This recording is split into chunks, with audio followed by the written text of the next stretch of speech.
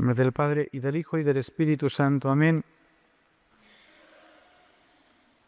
Amadísimos fieles, hoy, día de Pentecostés, en que el Espíritu Santo baja sobre la Virgen Santísima y sobre los apóstoles, la Iglesia nos lleva a meditar la gran obra de santificación que el Espíritu Santo realiza a través de la Iglesia fundada por nuestro Señor Jesucristo.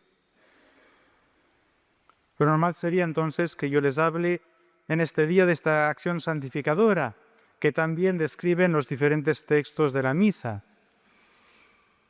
No sé cómo presentarles el tema de hoy, es decir, voy a enfocar el sermón de hoy en las consecuencias de otro Pentecostés, entre comillas, el nuevo Pentecostés, que fue el Vaticano II, que por ser la acción de otro espíritu, tiene los efectos contrarios a los de efectos de santificación, efectos de corrupción y de destrucción de la santidad de las almas, de las instituciones y aquí en particular de la familia. Me refiero a la exhortación Amoris Laetitia. El Papa Francisco, fechada el 19 de marzo, creo publicada el 8 de abril, y que realmente reviste una gravedad extraordinaria. Una brecha contra el matrimonio católico, un bombardeo del matrimonio católico, de la moral católica sobre el matrimonio.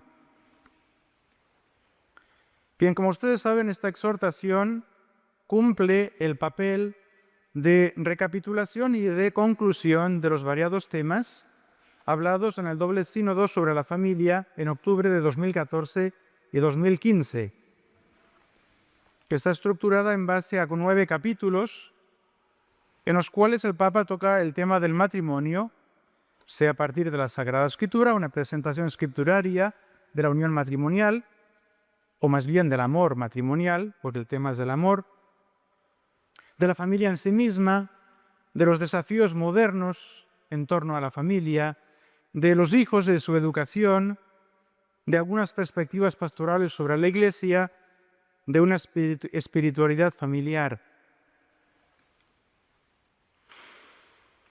En todos estos temas el Papa pareciera exponer la doctrina de la Iglesia sobre la familia y sobre el matrimonio, lo cual ha hecho decir a algunos, al comentar esta exhortación, que está dentro de la continuidad con la tradición.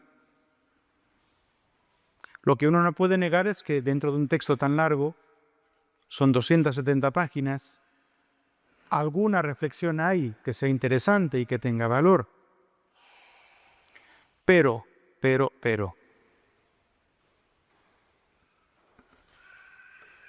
Es intención del Papa, lo primero que hay que decir, es intención del Papa proyectar sobre la doctrina de la Iglesia respecto de la familia y del matrimonio, una mirada nueva. Lo dice él de manera expresa en varios pasajes. Ya lo había dicho él en el sínodo de 2014. Si es para decir lo mismo de siempre, no hacía falta reunir un sínodo. Si es para decir lo mismo de siempre, no hacía falta escribir una exhortación. ¿En qué consiste esta mirada nueva? Esta mirada nueva consiste en considerar la doctrina como una norma lejana, es decir, como un ideal que no puede ser aplicado sistemáticamente, dice él, a todos los casos particulares, sino solamente teniendo en cuenta las diferentes circunstancias y condicionamientos. Les voy hablando según cómo habla el Papa para que no digan es el Padre Mestre el que interpreta mal. Son palabras del Papa en esta exhortación. Por ejemplo, lo dice de múltiples maneras. Dice el Papa que todo principio general necesita ser inculturado para ser aplicado. Que el mundo moderno pone delante de nosotros situaciones familiares que rompen todos los esquemas. Luego no responden a ninguna norma. Que este mismo mundo moderno crea situaciones muy complejas para la opción cristiana. La doctrina cristiana es una opción cristiana. Que el sínodo no quiere dar un estereotipo de la familia ideal. Un estereotipo de la familia ideal. Así queda catalogada la norma, la ley sobre el matrimonio, sino un collage de tantas realidades diferentes.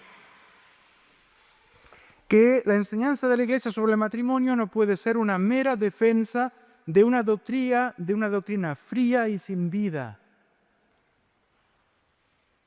Que es mezquino, palabras textuales, detenerse a considerar solo si el obrar de una persona responde o no a una ley y norma general. Que no hay que imponer a la gente una casuística insoportable o una fría moral de escritorio.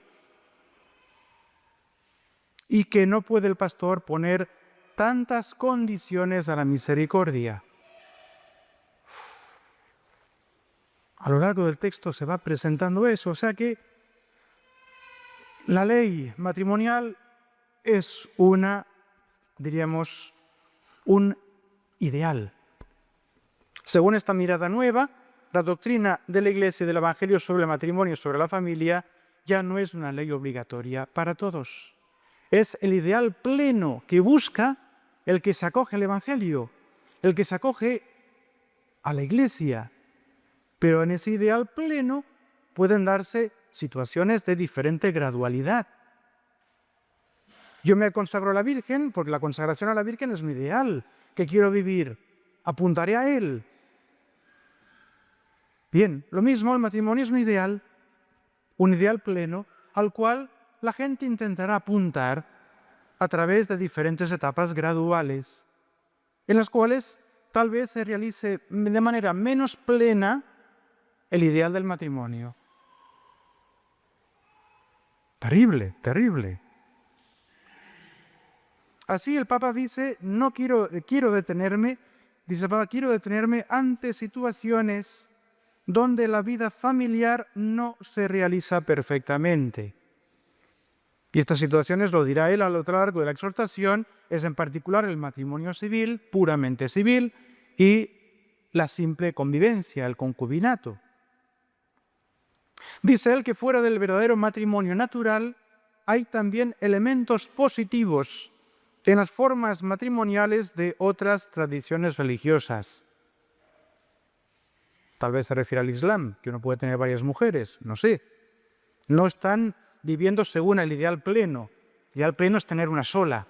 Bueno, nos iremos acercando gradualmente a ese ideal pleno. La elección, dice él, del matrimonio civil o de la simple convivencia debe ser valorada en aquellos signos de amor que de algún modo reflejan el amor de Dios. O también dice, el matrimonio cristiano se realiza plenamente, en la unión entre un varón y una mujer. Otras formas de unión contradicen radicalmente este ideal, pero algunas lo realizan al menos de modo parcial y análogo. Las que lo contradicen, imagino que son las uniones homosexuales, que el Papa no condenará en la exhortación. Dice únicamente contradicen este ideal. Y otras lo realizan al menos de manera parcial, el divorciado vuelto a casar. También dice, aunque algunas situaciones no realizan objetivamente nuestra concepción del matrimonio, debemos reconocer en ellas con sinceridad y honestidad aquello que por ahora es la respuesta generosa que puede ofrecerse a Dios, aunque todavía no sea plenamente el ideal objetivo. Respuesta generosa a Dios, aunque todavía no sea plenamente el ideal objetivo. Mirada nueva sobre la doctrina del matrimonio. El matrimonio pasa a ser un ideal, ya no es una norma obligatoria para que contrae matrimonio y vive en familia. Y un segundo aspecto revolucionario en esta encíclica en esta exhortación es el marcado hincapié que el Papa hace en volver a señalar el amor mutuo de los esposos como finalidad primera del matrimonio. En esto arrastra esta concepción errónea ya denunciada en su momento del concilio, que invierte, no de manera expresa, pero por su manera de hablar del matrimonio, está invirtiendo los fines del matrimonio. Y el Papa hace lo mismo en esta exhortación. Por ejemplo, se queja el Papa. ¿De qué se queja? De que con frecuencia presentemos el matrimonio de tal manera que su fin unitivo, el llamado a crecer en el amor y el ideal de la ayuda mutua, queda opacado por un acento casi excluyente en el deber de la procreación. El Papa dice, el matrimonio es, en primer lugar, una intimidad conyugal de vida y de amor, que constituye un bien para los mismos esposos. También está orientado a la procreación, pero es en primer lugar una íntima comunidad conyugal de vida y de amor. En efecto, explica el Papa, la gracia del sacramento del matrimonio está destinada, ante todo, a perfeccionar el amor de los cónyuges. Bien, estos son los principios. Principios entonces que producen una mirada nueva. Y por lo tanto vamos a ver una distorsión de la moral conyugal. El Papa quiere ir directamente a los divorciados vueltos a casar. Será el tema que enfrentará o que enfocará en el capítulo 8 de los 9 que tiene la exhortación, pero es el capítulo central. Lo que el Papa quiere al reunir los dos sínodos, lo que el Papa quiere al promulgar el motu proprio, en que se reduce todo el proceso de nulidad matrimonial, lo que el Papa quiere es encontrar justificativos para darle la comunión a los divorciados vueltos a casar, para admitirlos a la comunión eucarística. Entonces, todos los demás capítulos de la exhortación son en realidad el cubierto, la cobertura que uno pone a la píldora para que la píldora pase bien. Pero lo que quiere el Papa es capítulo 8. A ver, yo voy a sacar consecuencias de lo que estoy diciendo. ¿Cuáles son las consecuencias? Primeramente, dirá el Papa, contradiciendo en esto la enseñanza de Cristo y la práctica pastoral de la Iglesia, que los divorciados vueltos a casar logran vivir parcialmente según la voluntad de Dios, porque logran vivir, aunque no de manera plena, el ideal del matrimonio. Dice así el Papa, aunque la Iglesia entiende que toda ruptura del vínculo matrimonial va contra la voluntad de Dios, también es consciente de la fragilidad de muchos de sus hijos. Iluminada por la mirada de Jesucristo, mira con amor a quienes participan en su vida de modo incompleto, reconociendo que la gracia de Dios también obra en sus vidas. La gracia de Dios también obra en sus vidas, dándoles la valentía para hacer el bien, para hacerse cargo con amor el uno del otro y estar al servicio de la comunidad en la que viven y trabajan. Primera afirmación, va dando pasos. Segunda afirmación, prosigue el Papa diciendo que estos divorciados vueltos a casar deben ser integrados en la comunidad cristiana y no ser catalogados, palabras textuales, o encerrados en actitudes demasiado rígidas.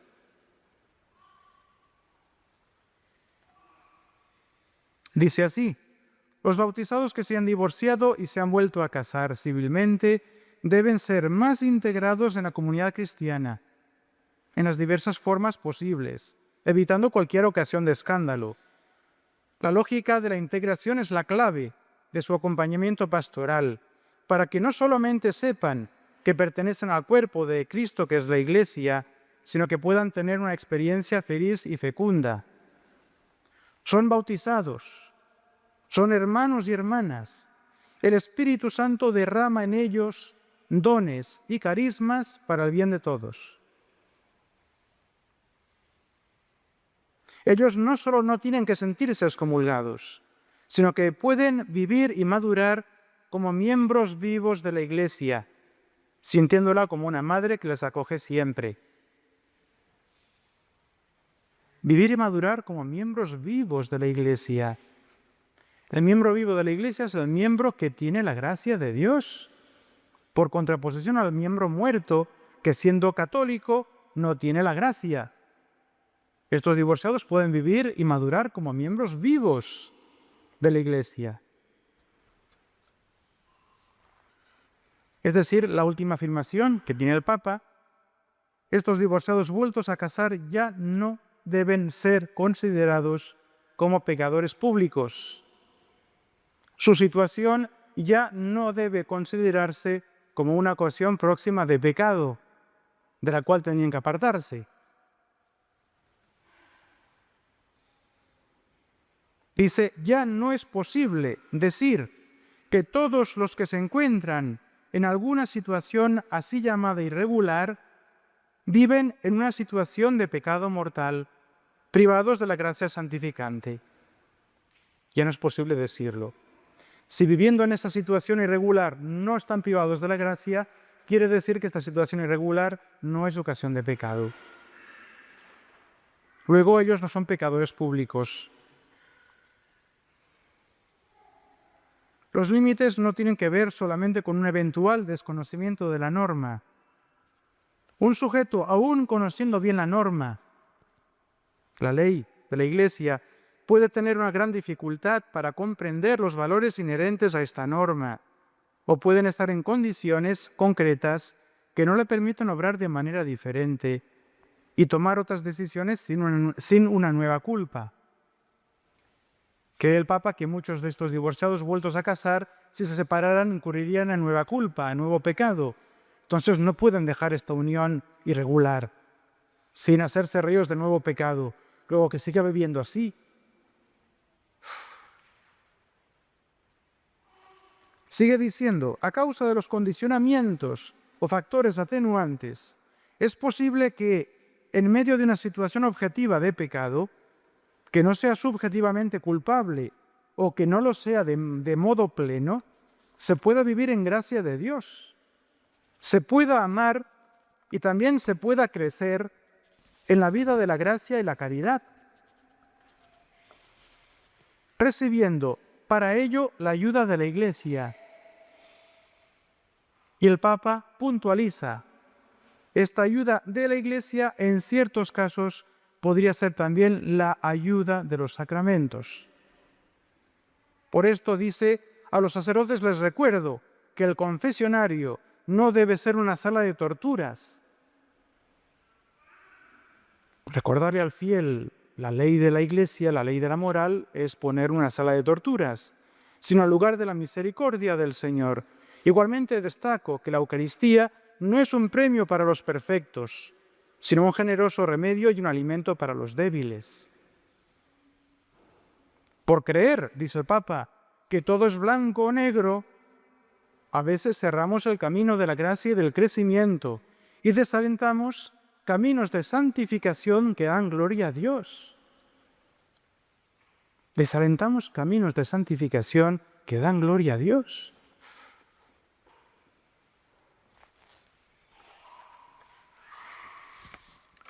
Es verdad que la Iglesia ha tenido siempre una pastoral para aquellos divorciados vueltos a casar que después se arrepienten. Es decir, la Iglesia eso nunca lo ha ignorado, y no ha ignorado que a ciertas reglas hay excepciones. ¿Cuáles son? Pues son las excepciones de aquellos que, habiendo comenzado mal un segundo matrimonio, que no es realmente matrimonio, después se arrepienten. ¿Qué hace la Iglesia? La Iglesia les exige condiciones. En primer lugar, les dice, empiezan a vivir en continencia perfecta. Empiezan a vivir como hermano y hermana. Segundo, tienen que haber causas graves que los obliguen a seguir viviendo juntos. Causas graves, como por ejemplo que la mujer no pueda vivir en una casa distinta. La única casa que tengo es la que comparto con mi actual marido. No puedo separarme. ¿Dónde voy? ¿A la calle? Una causa grave. o la educación de los hijos que acaban de nacer de esa unión ilegítima. Entonces tiene que haber una causa grave que los obligue a seguir viviendo juntos, pero en continencia perfecta. Y tercera condición, que se excluya totalmente el peligro de escándalo. Entonces la Iglesia pone condiciones a esta gente así arrepentida, pues bueno, la Iglesia podrá aceptar los sacramentos. Primeramente el sacramento de la confesión y después al sacramento de la comunión según diferentes matices. Si la situación irregular de la persona no es conocida del lugar, podrá comulgar públicamente, no hay escándalo. Si la situación irregular de la persona es conocida públicamente, la comunión hay que dársela privadamente, en privado. O sea, la Iglesia siempre ha considerado estos casos, siempre. ¿Qué hace el Papa? El Papa, en la exhortación, que es tan larga y tenía espacio para señalar estas condiciones, no las quiere señalar. ¿Para qué? Para extender a todos los divorciados las reglas que la Iglesia utiliza con algunos, con los arrepentidos. Él lo dice claramente. Se trata de integrar a todos.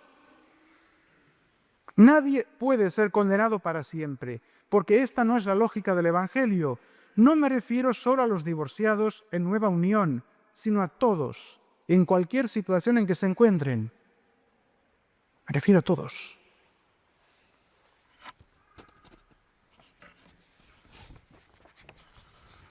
Bien, amadísimos hermanos, hay muchos más errores en la encíclica, pero realmente la bomba está colocada en este capítulo 8, que realmente es el Papa el que rompe todos los esquemas de la moral católica. Los rompe todos. Basta acordarse que el adulterio es un mandamiento, es un pecado prohibido por un mandamiento de Dios. El sexto mandamiento que nosotros decimos no cometer acciones impuras, tal como está anunciado en el Decálogo, en el Éxodo, es no adulterarás. No adulterarás. La finalidad del sexto mandamiento es proteger la unión conyugal. Si este mandamiento es para el Papa una norma lejana, si es una ley general que no se puede aplicar sistemáticamente a todos los casos, si es un ideal pleno pero no obligatorio, lo mismo hay que decir de los demás mandamientos. No matarás. Es un ideal, es el ideal de la vida cristiana, no llegar a no matar a nadie. Pero el asesino se puede encaminar a través del asesinato al respeto pleno de la vida. El no robar es el ideal pleno de la vida cristiana, pero el que a veces roba porque no tiene otra salida para vivir, a través del robo se va encaminando al respeto de la propiedad privada. No mentir es el ideal, no mentir, pero el que miente de manera gradual se va encaminando a la plena verdad. Es lo que está haciendo el Papa. El que no cumple el mandamiento no adulterarás puede estar a través de uniones que no realizan plenamente el ideal, encaminarse a una apertura más plena al Evangelio, a una apertura más plena al ideal matrimonial. Y uno se pregunta, ¿qué hace el Papa de las palabras de nuestro Señor? Que tocó expresamente el tema en el Sermón de la Montaña. Habéis oído que fue dicho, no adulterarás. Yo os digo que todo el que mira a una mujer deseándola y adulteró con ella en su corazón. Por lo tanto, si tu ojo derecho te escandaliza, sácatelo y arrójalo lejos de ti, porque mejor te es que perezca uno de tus miembros, que no todo tu cuerpo sea arrojado a la gehenna. Y si tu mano derecha te escandaliza, córtatela y arrójala lejos de ti, porque mejor te es que uno de tus miembros perezca, que no todo el cuerpo sea arrojado a la gehenna. Se refiere justamente, arroja lejos de ti a esta persona que no puede vivir contigo. Más te vale separarte de esta persona que no ir derechito al fuego del infierno. También se ha dicho, el que repudiare a su mujer, dele libelo de repudio. Pero yo os digo que quien repudia a su mujer la expone al adulterio, y el que se casa con la repudiada comete adulterio. Esta es la ley de nuestro Señor. Esta es la ley del Evangelio. Y esta es una ley que, promulgada por la divina sabiduría, tiene en cuenta todos los casos posibles y debe ser aplicada sistemáticamente a todos los casos concretos. El Papa dice no. No puede ser aplicada a todos los casos concretos. Es una norma fría, sin vida. Es un estereotipo de la vida familiar. Por lo tanto, asistimos con estos pasos del Papa Francisco, asistimos a un nuevo paso en la revolución de la Iglesia. Por eso decía el Padre Puga realmente que esta exhortación y los pasos que el Papa ha dado en orden a admitir a los divorciados vueltos a casar a la comunión tiene la misma gravedad que tuvo el año 69 la promulgación de la nueva misa. Tiene la misma gravedad que tuvo el año 86 el escándalo de Asís. Es que el Papa ataca directamente la moral del matrimonio y toda la moral en general. Toda la moral en general, porque ahí no hay ninguna norma moral fija. Toda norma moral debe tener en cuenta los condicionamientos y las circunstancias atenuantes. Toda norma moral, para ser aplicada, debe tener en cuenta la conciencia de la persona. La conciencia de la persona. Basta pensar, fíjense, que el Papa con esta exhortación no hace más que legalizar situaciones existentes ya en muchos países desde hace décadas, donde ya se hacía esta pastoral de los divorciados vueltos a casar, particularmente Alemania, pienso que también Estados Unidos. El Papa, ante una situación, de hecho, la quiere legalizar, pero al legalizarla la extiende a aquellos lugares donde no estaba esta práctica pastoral. Hace que esta gangrena de una parte pase a todo el cuerpo. Es gravísimo. Por ejemplo, el presidente de la Conferencia Episcopal de Filipinas, el obispo, decidió aplicar inmediatamente esta exhortación en todas Filipinas, sin que se dicte ninguna norma pertinente. Dice así: esto es una disposición de la misericordia, una apertura de corazón y de espíritu que no tiene necesidad de ninguna ley, ni espera otra línea directiva. Esto puede y debe aplicarse inmediatamente.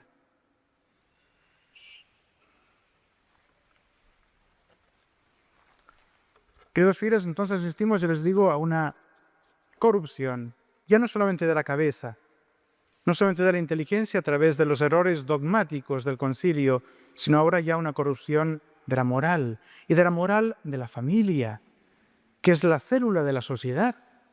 Hasta ahora estaba, podríamos decirlo, enfermo el cerebro, ahora ya están gangrenadas las células del cuerpo con esta iniciativa del Papa.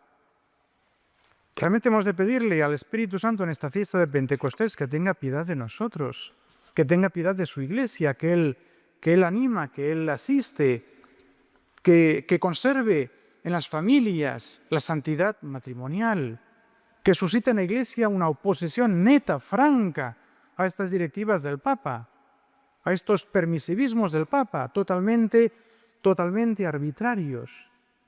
Es realmente, según ha dicho un autor, un articulista, realmente nos encontramos bajo la tiranía de la misericordia,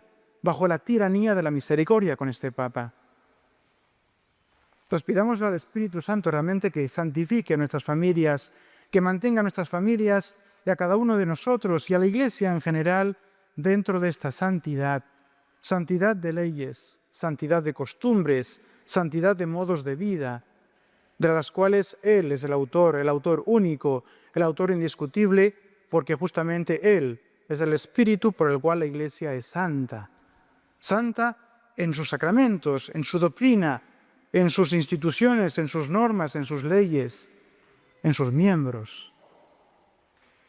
Pidámosle esta gracia al Espíritu Santo para todos nosotros, para toda la Iglesia y también para el Papa, que el Papa se arrepienta y dé marcha atrás con estas directivas de esta exhortación. Ave María Purísima, sin pecado concebida. En el Padre, y del Hijo, y del Espíritu Santo. Amén.